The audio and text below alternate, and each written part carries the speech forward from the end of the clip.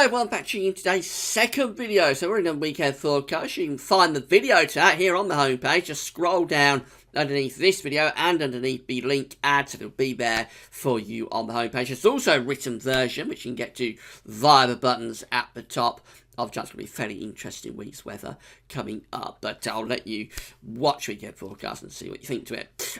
This is CANSIPS Saturday, so we're going to go 6 months ahead with the long-range Canadian model. Now, this is just for fun. It's not to be relied upon at all. First couple of months, of course, have some scientific merit because it's not that far away. You would hope that model, if it's getting things right, has the right signal for, say, September and October, perhaps. But as we go beyond that, in sort of 3, 4, 5, 6 months away, it really is just in the realm of speculation. It's what model is showing right now when I'm doing the video, but of course don't take it too seriously. We're going to take us to February, so we're going to go right way through the autumn and right way through winter of 2016-2017 with this particular update from the long-range CANSIPS model. I'll go to that in a second. Before I go on with that, though, just to say about the ads, there's links to articles on all the pages. You can have a browse widgets and click through links. You'll be helping us to pay for our website, and thanks very much for doing that. There's video ads on most pages, and they open up content when you watch them.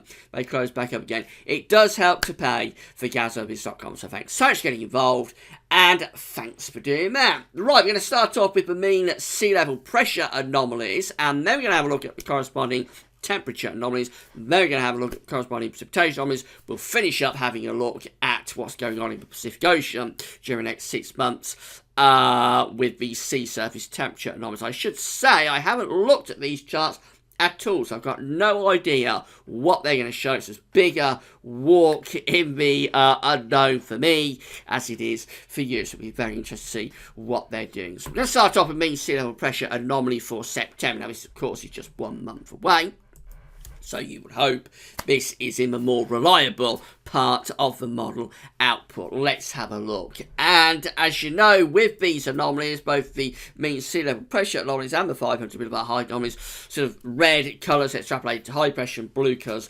extrapolating to low pressure. So what the model's doing for September is it's placing a trough of low pressure close to the UK. You've got blue colours close to the UK.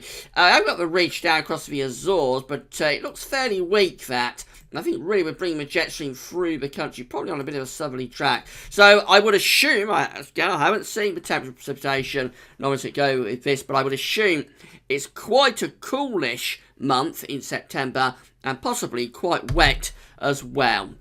We go through to October, and it's a big change, a complete flip around in October. Now we've got an area of high pressure, indicated by this red colour, sitting right over top of the country. So that implies a very, very settled month indeed. There'll be loads of dry weather coming up with that. And again, I think can't say what temperatures are doing, because in October, the thing with high pressure in October, that the exact position of the ridge is critical. If the air is coming in from that sort of direction around the ridge, it's going to be quite a cool month. If the air happens to be coming in either from that way or from that way, then it's going to be quite a warm month, mild month or a warm month. So not really sure about the temperatures, possibly warmish by day and cool at night, but that does imply a very dry October if that's right. In complete contrast, what the model's doing in November. So it's a very changeable autumn, this, with all 3 autumn months really chopping and changing. November, that red area, the high pressure, is completely gone. We've replaced it with blue to the north. We have got red around the Azores, and that's just a classic westerly November. That's probably wet and windy. It's probably stormy, especially so in the north. Atlantic-driven month. Classic zonal wet and windy November signal. Now this is a little bit more interesting for December. What the model is doing in December, it has still got that ridge in the Atlantic, but it's trying to move it a bit further north. Not really getting towards northern blocking, but it is moving towards south of Greenland. And then we've got this trough of low pressure here. And if I get rid of those H's and L's, I think the jet stream is probably doing something like that. So there's almost a trough within the 500 millibar flow there. It's certainly an unsettled month. It is still a wet, probably quite windy, but it could be quite cold as well, particularly if this area of above average heights was to strengthen and push any further north. That would really start to entrench cold air into that trough. As it is, I suspect it's probably cool and maybe a little bit on the stormy side. You could get some cold snaps, certainly that. I don't think there's enough there to say it's a cold month, particularly wintry month, but certainly we could potentially there some cold snaps. It is different to what we saw last December when we had a real December to remember. It's extreme warmth that we had December last year. This would be a more seasonal feeling December, albeit nothing like a December 2010, not a big freeze December, but would be a bit more seasonal feeling. There would be some cooler snaps coming through. So we're going 5 months out now, long way out, of course. What are we doing for January? This is the mean sea level pressure anomaly for January 2017. This really is in the realm of just for fun. So we've got a trough of low pressure really over top of the UK. Now, I've got quite a bit of red up here over Scandinavian Western Russia. So that's the Siberian high there, looks quite strong. It's not enough really to be impacting us on the basis of the model. It wants to keep us in Atlantic driven flow, and I think it's just generally a very westerly month again. So probably quite mild, probably quite stormy there into January. And then February, as far as I'm going to go, I could go further. I could go right way to July 2017. I'm going to draw the line here. We have to draw a line somewhere, or it starts getting really, really ridiculous. So let's draw a line at 6 months away. This is February 2017. And for all intents and purposes, it continues to be mild and Atlantic driven. We've got high pressure around the Azores, lots of low pressure around Greenland, Iceland, a strong zonal westerly jet stream. So it really is going for an Atlantic onslaught here. There's no sign of anything desperately cold. The coolest of the months, probably December, which may have some cooler stats. Not a cold month, but may have some cooler stats. But January, February, just looks Atlantic driven and generally mild. That's my interpretation of the mean sea level pressure anomalies, but let's see whether that's right. We're going to have a look at the temperature anomalies. So we're going to come back to September. First of all, now I thought September was probably quite a coolish and wet kind of month. What it's doing for temperature anomalies in September is generally around average, maybe going a little bit towards milder than average, but I don't think it's a great deviation, generally near normal temperatures in September. October. Now, this has that big ridge over country in October. Very difficult to say what the temperature anomaly would be with that, because the exact wind flow is critical. And model isn't much help. It's just going for average temperatures again in October. Maybe similar to September, well, it's a different pattern, but similar to September, maybe erring on the side of slightly milder than average. But really, it's near normal with the temperatures. You could be getting warm days and cold nights offsetting one another with that.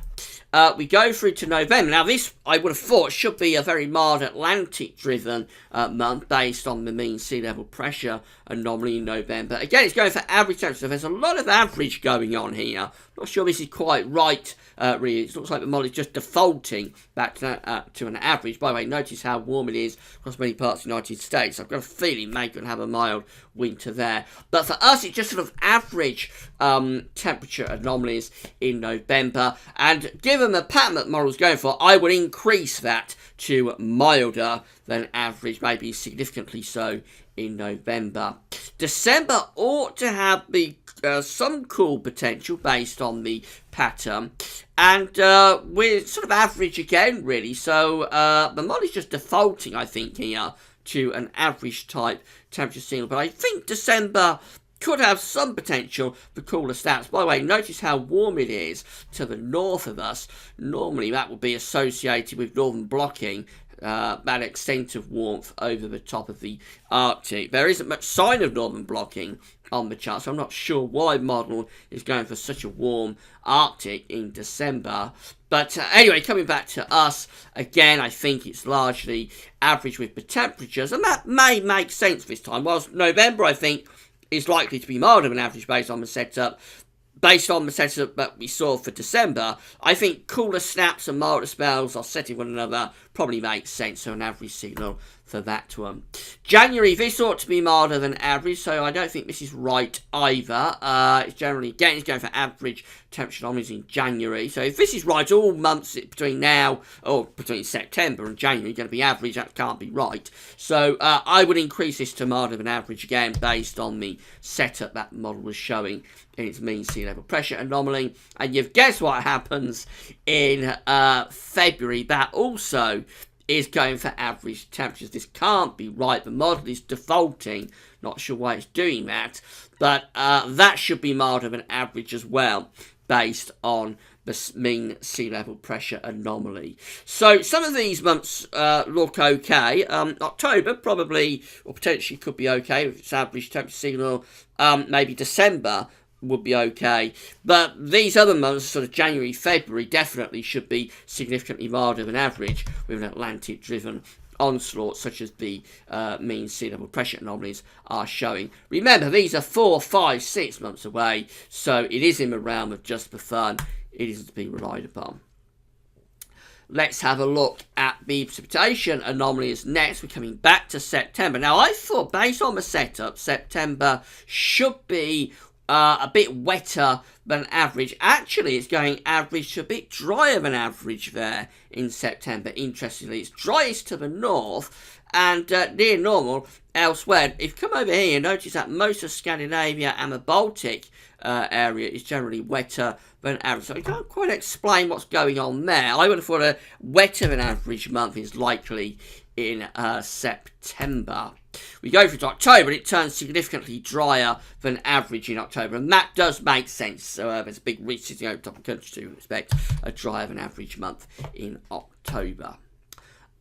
November, now that looked like a wetter month as well, because again, a bit of an Atlantic onslaught. Actually, it's going for average to a bit drier than average in November, so I'm not doing very well here with my interpretations, am I?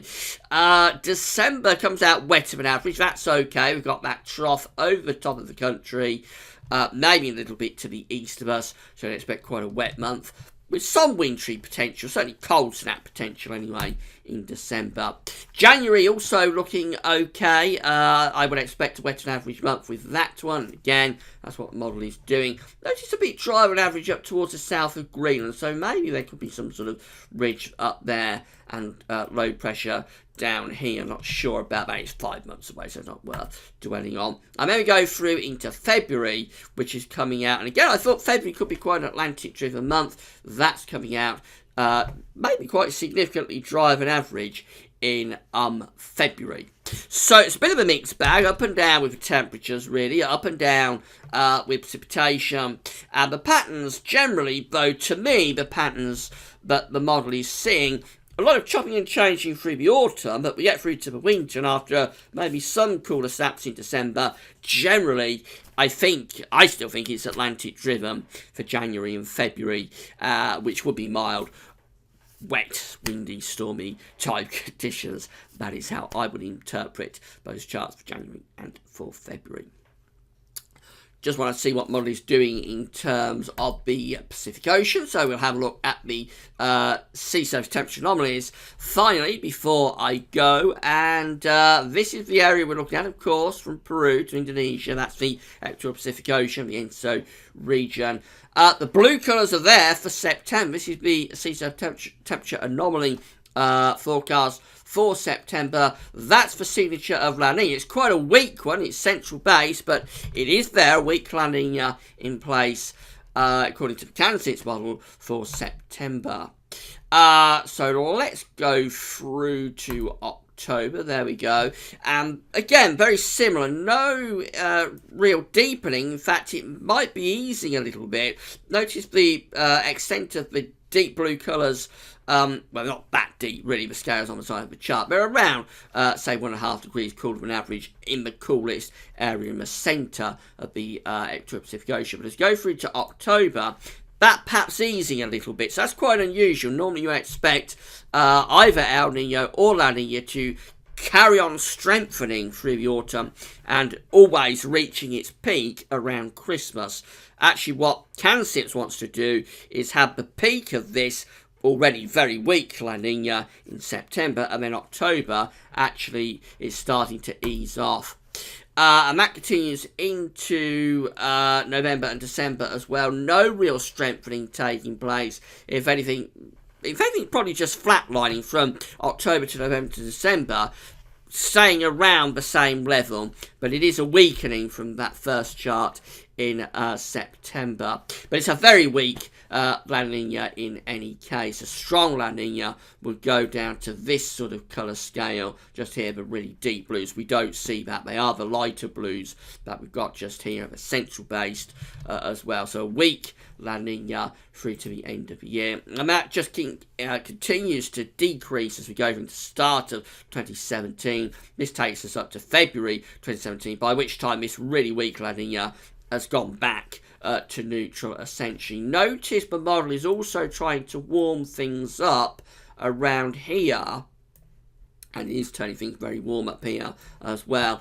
Could that be the beginnings of El Nino returning for 2017? Do you want me to go on and see what happens? So we're going to go through into the spring months, this is into April, on into May, and look at this. It's starting to re-emerge. El Nino. So by the time we get through to July, this is a year away.